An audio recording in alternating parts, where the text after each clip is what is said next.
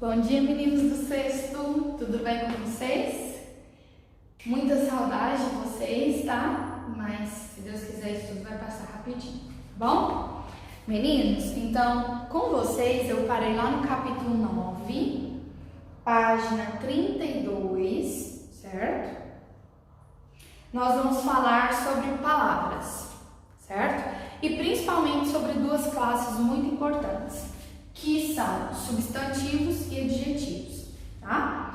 Mas antes disso, nós vamos começar a ler aqui primeiro. Nós vamos ver em relação a um processo que a borboleta sofre, que é o processo de metamorfose, certo? Então, eu vou lendo com vocês e vocês vão acompanhando comigo, ok? Página 32, tá bom? Grupo 3, certo? Então, olhem lá. A palavra de dentro para fora. Substantivos e adjetivos. Então, você leu no título 1 do Estatuto da Criança e do Adolescente que as crianças e os adolescentes, elas devem ter prioridade em algumas situações por serem pessoas em desenvolvimento. Pessoas que ainda não se formaram completamente, mas que estão crescendo e transformando-se para se tornarem adultas. O processo de desenvolvimento é algo natural e faz parte da vida dos seres humanos, que crescem e se transformam, desenvolvendo características e habilidades diferentes para cada momento de sua trajetória. Pensando nesse assunto, leia o infográfico desse capítulo. Então, a primeira coisa que nós vamos começar a observar aqui, nós sabemos que a nossa vida é um ciclo, né? Nós nascemos, crescemos, depois nós vamos reproduzir, envelhecer e morrer, né? Todo mundo vai seguir esse ciclo. Só que nós somos os mesmos desde o momento que nascemos até o momento que morremos? Não, nós, como seres humanos, nós sofremos modificações com o tempo, né? Então é isso que nós vamos ver aqui agora. Ó. Primeiro, estágio 1, a metamorfose das borboletas. Vocês sabem que a borboleta, para se transformar em borboleta, ela não nasce borboleta, né? Olha como é que ela nasce. Então olha o estágio número 1. No começo da transformação, a lagarta sai do ovo de borboleta e alimenta-se muito, até crescer o suficiente para alcançar o próximo estágio, no qual ela fica presa e não se alimenta. Então, ela nasce como uma lagarta. Aí, o que ela vai fazer? Ela vai comer, vai comer, vai comer, vai comer, se alimentar bastante, crescer. Por quê? Porque ela vai passar por um processo muito doloroso e que ela fica presa e não pode se alimentar, né? Beleza, então a lagarta aqui comeu, ficou bem gordinha. Aí ela vai passar para o estágio 2. Olha o que vai acontecer no estágio 2. A lagarta alimentada fixa em alguma superfície e fica totalmente presa em uma espécie de casulo, que é a pupa ou crisálida, que a gente chama. Neste momento, inicia-se a metamorfose. Então, o que ela faz? Ela vai se fixar no local e ela vai criar um casulo em volta dela e ela vai ficar dentro daquele casulo para ela se transformar, certo? Depois, seguindo a apostila, nós vamos para o 3. A borboleta sai da casula e volta à natureza. Ela deixa a velha pupa para ganhar os céus. O inseto vive pouco tempo depois de se transformar em borboleta. A borboleta adulta torna-se livre para voar, atingindo o fim do ciclo. Ela então botará seu ovo, que se tornará uma nova lagarta. Então aí ela sai do casulo, transformada em borboleta.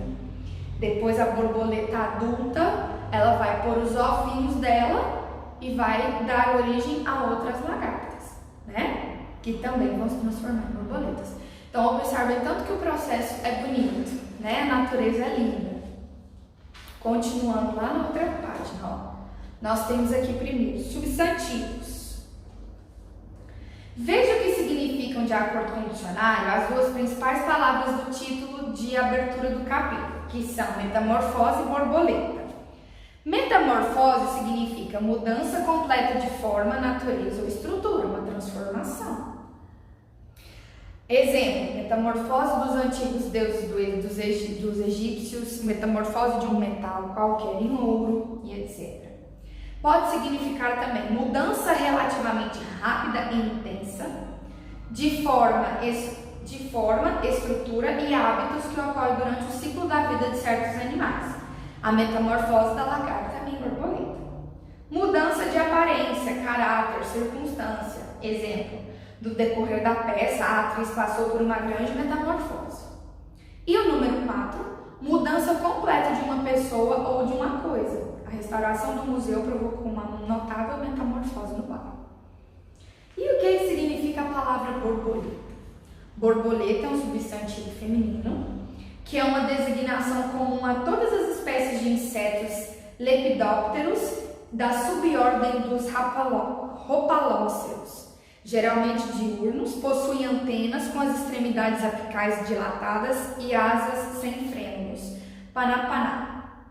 Dobradiça com 2 asas, presa no marco de uma janela de guilhotina para servir de descanso, folha quando levantada, bisagra ou charneira. Dispositivo formado de barras ou alças giratórias na entrada ou saída de ônibus, estações, estádios, que impedem a passagem de mais de uma pessoa por vez, também conhecido como catraca. Indivíduo instável, volúvel ou inconstante. E designação comum a ervas do gênero Xanthus, da família das solanáceas, de folhas compostas, flores irregulares, coloridas e vistosas, e frutos capsulares, nativos do Chile. São muito cultivadas como ornamentais. Você já sabe que, ao pesquisar no dicionário, encontra as classes de palavras a que os vocábulos pertencem. Classe dos substantivos, por exemplo, metamorfose e borboleta. As classes de palavras são formadas por vocábulos que funcionam de maneira parecida, tanto no uso que fazemos dele para significar algo, quanto na forma como empregamos em um enunciado. Repare que metamorfose e borboleta nomeiam algo. De modo geral, podemos dizer que metamorfose é uma mudança. Com essa palavra, nomeamos esse processo de transformação. Já a palavra borboleta pode dar nome a diferentes elementos, ao inseto que voa, a uma planta ou uma pessoa que muda o tempo todo. Essas palavras borboleta e metamorfose, ela pertence à classe dos substantivos, que são responsáveis por nomear o que há no mundo no plano do real ou do imaginário. Então, para que servem os substantivos? Eles servem, vamos olhar aqui, vou colocar aqui. Eles servem para nomear seres do plano real ou imaginário. Então, os substantivos eles servem para isso, para nomear coisas, ok? Então, olhem lá. Pertencem à classe dos substantivos que são responsáveis por nomear o que há no mundo, no plano do real ou do imaginário. Esses substantivos podem ser classificados em concretos e abstratos. Então, o substantivo, ele tem várias classificações, ó. Várias. Ele pode ser comum ou próprio. Ele pode ser simples ou composto. Ele pode ser primitivo ou derivado. E ele pode ser concreto ou abstrato. A apostila de vocês trouxe primeiro os exemplos de concreto e abstrato. Então, vamos observar lá na página 35, letra A, tá assim, ó. Os substantivos concretos são aqueles que nomeiam seres, objetos, lugares ou fenômenos da natureza, do mundo real ou imaginário, de existência independente, não importando se são seres materiais ou espirituais. Então, o que é um substantivo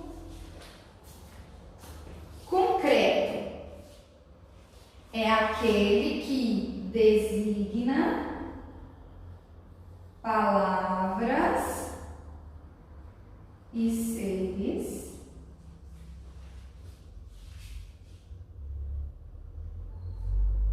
reais, concretos. Como assim, tia? Por exemplo, a borboleta é algo que existe? É algo que eu vejo, que é palpável? Sim, então a borboleta é um substantivo concreto. A mesa é um substantivo concreto? Sim, a mesa está aqui, ela existe, eu posso pegar na mesa, ela é um instrumento, né? Agora, e o abstrato? O abstrato, ele é algo que ele não existe no plano real. Ele é algo imaginário, é algo dos sentimentos. Por exemplo, o amor. Tem como eu pegar o amor? Tem como eu palpar o amor? Eu sei que ele existe? Existe. Mas ele é um substantivo abstrato. Por quê? Porque é um substantivo que eu não posso pegar. Ele não existe no nosso plano real. Ele existe no nosso plano sentimental. Certo? Então, quando a gente falar de amor, beleza, inteligência, todos esses substantivos, eles são substantivos abstratos, certo? Então, eu vou pôr aqui substantivo abstrato. É aquele relacionado.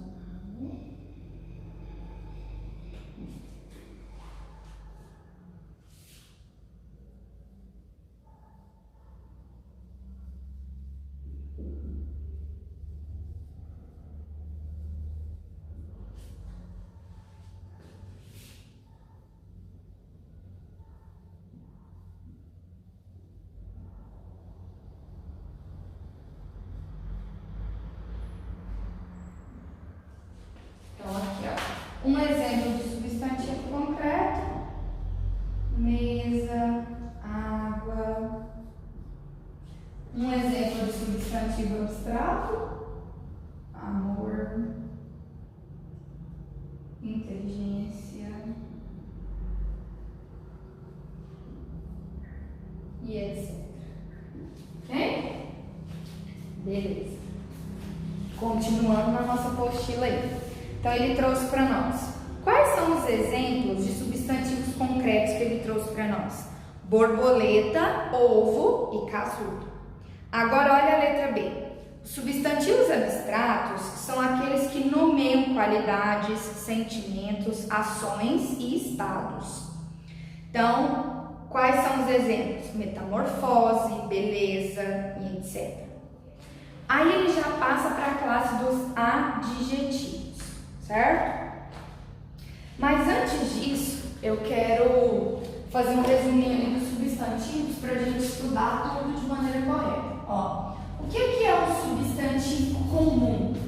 Um substantivo comum é aquele que nomeia seres de uma mesma espécie. Então, vou colocar aqui. Substantivo comum nomeia seres de uma mesma espécie. Exemplo: pessoas, animais e etc.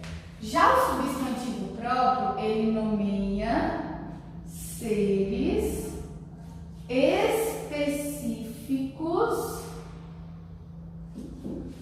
de uma espécie.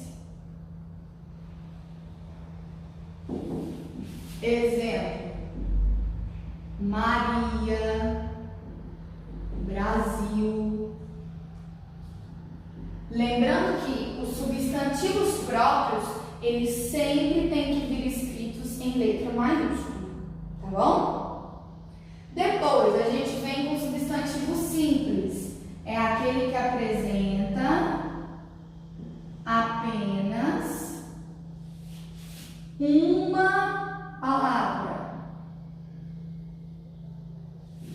Exemplo: mesa, cadeira, substantivo composto, ele apresenta duas ou mais palavras. Exemplo: beija-flor, girassol. Certo? Ó, duas ou mais palavras. Ó, beija-flor tem duas palavras, girassol tem duas palavras. Certo? E o substantivo primitivo e derivado? O primitivo é aquele o qual se derivam outros substantivos.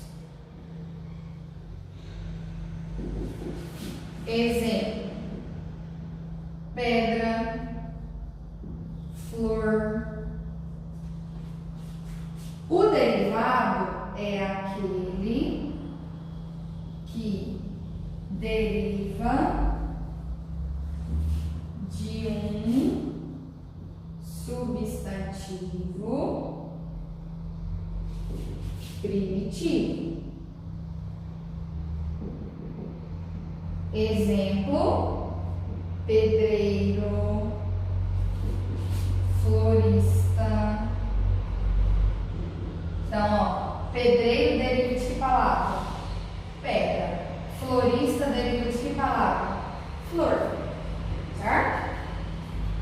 Então, aí está o nosso quadro do substantivo. Agora, nós vamos ver os adjetivos. Então, nós vimos que os substantivos são aqueles que dão nome às coisas, né? Agora, nós vamos ver os adjetivos. Opa! O que é um adjetivo, gente? O adjetivo é uma palavra que dá características. Uma palavra que mostra características do substantivo. Então, quando eu falo que uma menina é bonita, eu estou dando características, qualidades a essa menina, né? Lembrando que o adjetivo, ele pode ser um adjetivo positivo ou um adjetivo negativo. Ele não necessariamente tem que ser só qualidades, tá bom? Então, olhem lá, os adjetivos. Relê essa passagem no texto. Ela deixa a velha polpa para ganhar os céus. Veja o que informa o dicionário sobre a palavra velho. Então, nós temos aí, velho, significa o quê? Velho é um adjetivo que tem muito tempo de vida ou de existência. Exemplo, meu avô é velho. Que data da época remota, antigo, descende de uma velha linhagem. Que é antigo numa situação, função. Que se deteriorou, gastou pelo uso. Que se contrapõe ao moderno, antiquado, obsoleto. As velhas técnicas de impressão tipográfica, cuja vida ou existência é anterior à do outro indivíduo ou coisa. Então, nós vimos aí as várias definições da palavra velho. Note que o dicionário indica que a palavra pertence à classe dos adjetivos, ou seja, ao grupo de vocábulos que são usados para dar características aos substantivos. No texto, o adjetivo velha caracteriza o substantivo pulpa, indicando que a pulpa é antiga, porque não serve mais a nova borboleta. Você deve se lembrar de que um adjetivo precisa sempre concordar com o substantivo a que ele se liga. No dicionário, sempre aparece a palavra sem flexão, mas quando usamos em um enunciado, fazemos sua flexão para concordar com o substantivo. Como pulpa é um substantivo feminino, o adjetivo velho deve ser empregado na forma de velha. Então, o adjetivo, ele sempre vai concordar com o substantivo. Então, se o substantivo for masculino, o adjetivo vai ser masculino. Se o substantivo for feminino, o adjetivo feminino. Igual, por exemplo, menino bonito, menina bonita, certo? Beleza. Então, nós vamos ver que o adjetivo, ele se flexiona quanto a gênero. Nós vamos ver as flexões de gênero e nós vamos ver flexões de número. Olhem aqui. Flexões de gênero é em relação a masculino, feminino. E as flexões de número é em relação a singular e plural. Então, nós vamos observar aí na apostila de vocês. Os substantivos têm sempre um gênero determinado. Observe. Lagarta, substantivo feminino. Ovo, substantivo masculino. Essa informação pode ser encontrada em um dicionário, por exemplo. Com base nisso, adjetivos que se ligam a lagarta sempre devem aparecer flexionados no feminino, para que a concordância de gênero esteja correta. Veja a seguir outros exemplos de flexão de gênero. Então, o ovo está parado sobre a folha. Parado concorda com o ovo, no masculino. A lagarta saiu do ovo faminta. Faminta concorda com lagarta, que é feminino. Em língua portuguesa, são dois os gêneros possíveis, masculino ou feminino. Geralmente, palavras masculinas terminam em O e palavras femininas terminam em A. Há, porém, outras terminações possíveis. Uma superfície lisa. O substantivo superfície termina em E, porém ele é feminino, por isso lisa está no feminino. O céu amplo. O substantivo céu termina em U, mas é masculino, por isso amplo está no masculino, certo? Note que nos adjetivos a terminação indica O indica masculino e A indica feminino.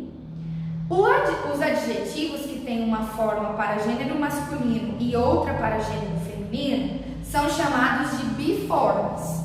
Então, o que são adjetivos biformes?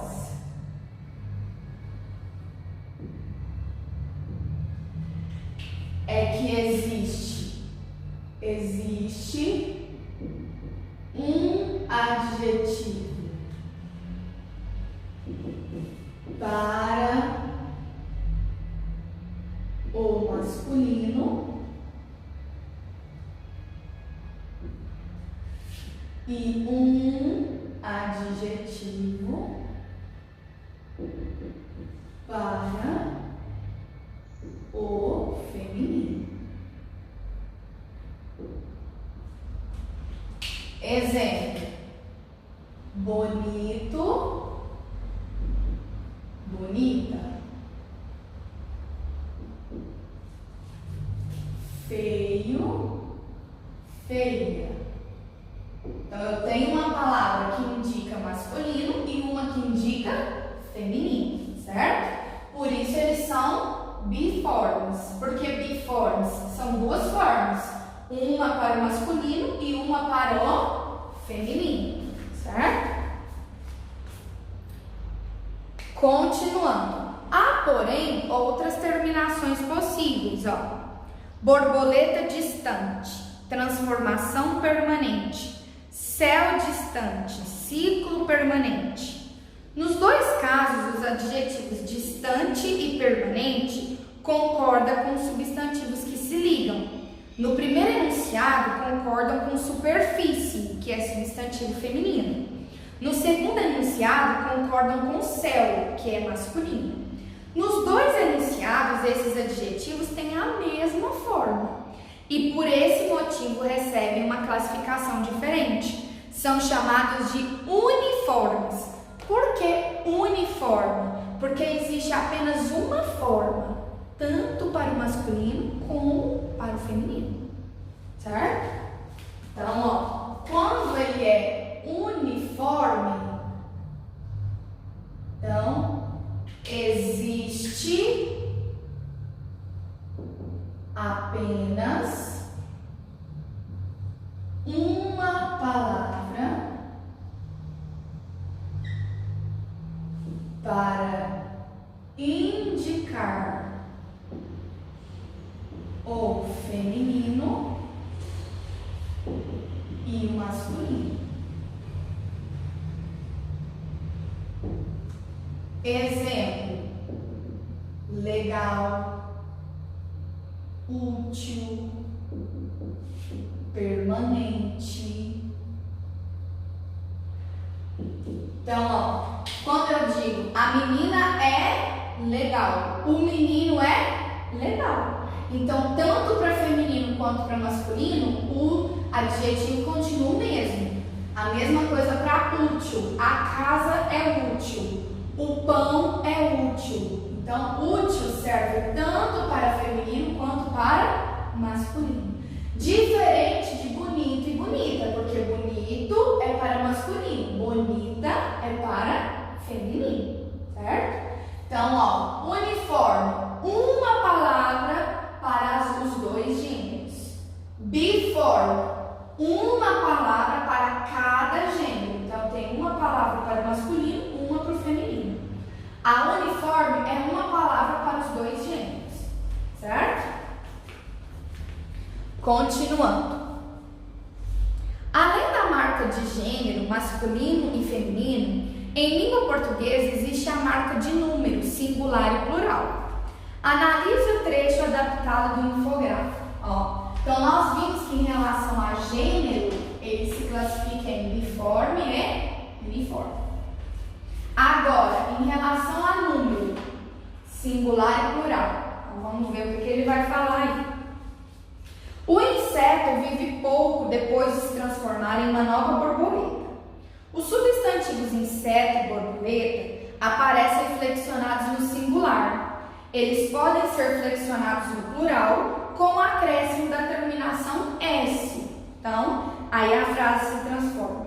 Os insetos vivem pouco tempo depois de se transformarem em novas borboletas. Tanto nos substantivos quanto nos adjetivos, basta acrescentar S para se formar um plural. Às vezes, porém, outras modificações são necessárias.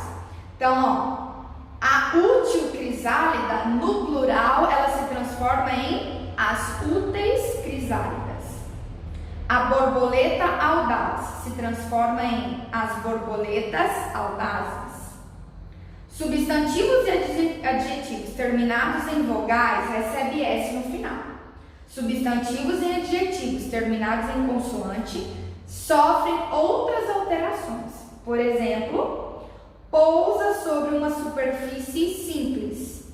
Pousa sobre umas superfícies simples. Então, observem que o simples ele não sofre modificação. Ele vai ser simples tanto no plural quanto no singular, certo?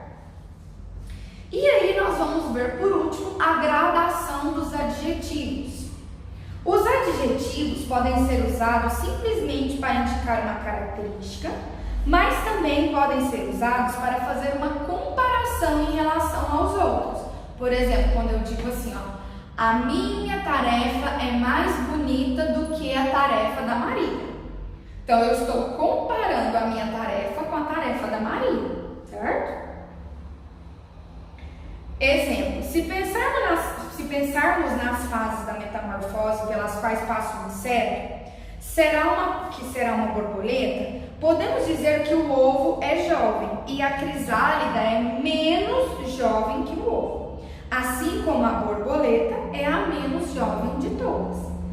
Então, no primeiro enunciado, o ovo é jovem. O adjetivo jovem foi usado para indicar a característica do ovo. No segundo enunciado, a crisálida é menos jovem que o ovo. o adjetivo jovem foi empregado para fazer uma comparação entre o substantivo ovo e o substantivo crisálida. No terceiro enunciado, a borboleta é a menos jovem de todos. O adjetivo jovem serviu para destacar uma característica do substantivo borboleta. Por isso, com isso, nós temos: o ovo é jovem, adjetivo no grau normal. A crisálida é menos jovem, adjetivo no grau comparativo. Comparativo de superioridade, mais que. O de inferioridade, menos que. E o de igualdade, tão quanto. A borboleta é a menos jovem de todos, adjetivo no superlativo. Superlativo, o mais, o menos de. Superlativo absoluto, ele pode ser analítico ou sintético. O ovo é muito novo, analítico, porque eu tenho duas palavrinhas para mostrar a superioridade. Agora, quando eu digo o ovo é novíssimo, eu tenho aí um superlativo sintético. Por quê? Eu uso uma palavra só para indicar que ele é o mais novo de todos, certo? Então, agora nós vamos lá nos exercícios para facilitar aí. Olha, o que vocês vão fazer? Eu quero que vocês façam os exercícios para mim, tá?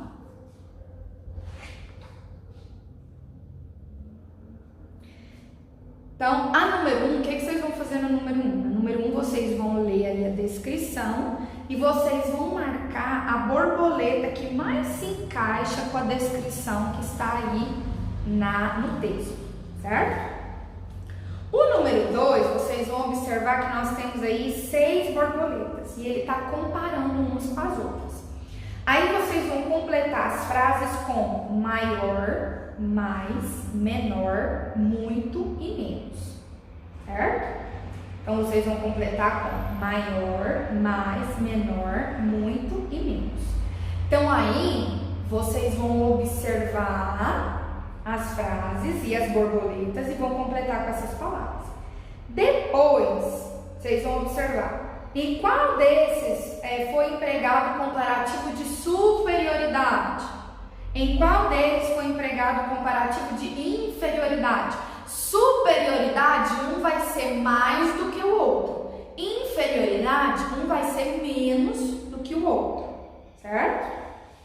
E qual foi empregado superlativo? Superlativo é quando um é mais do que todos ou um é menos do que todos, certo? Aí ele pediu no número 4 que você faça a comparação entre as borboletas representadas no exercício 2. Aí você vai criar, por exemplo, a borboleta 1 é mais azul do que a borboleta 4. A borboleta 1 é maior do que a borboleta 2, né? Vocês vão fazer comparações entre as borboletas, ok? Depois vocês vão observar o substantivo e vão associar ao adjetivo correto. Por exemplo, a letra A é uma abelha. A abelha é venenoso ou venenosa?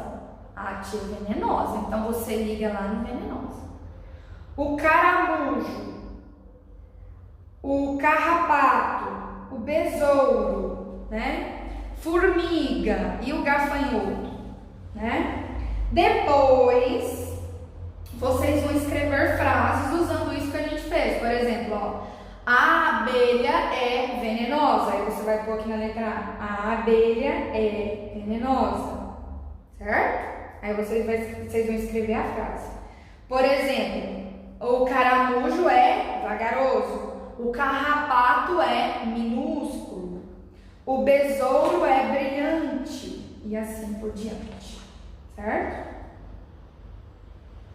Aí lá nos exercícios propostos, vocês vão colocar SA se for superlativo analítico.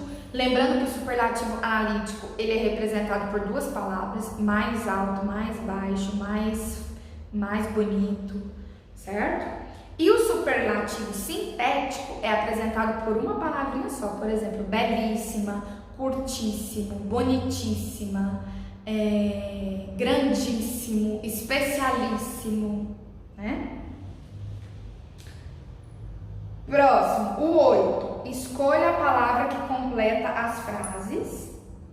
E a número 9, vocês vão analisar as imagens e marcar a sequência correta, a alternativa correta, certo? O que nós vamos fazer? Amanhã nós vamos ter aula no Zoom para correção desses exercícios, tá bom? Então, gostaria que vocês fizessem os exercícios e amanhã a gente vai corrigir eles juntos, ok?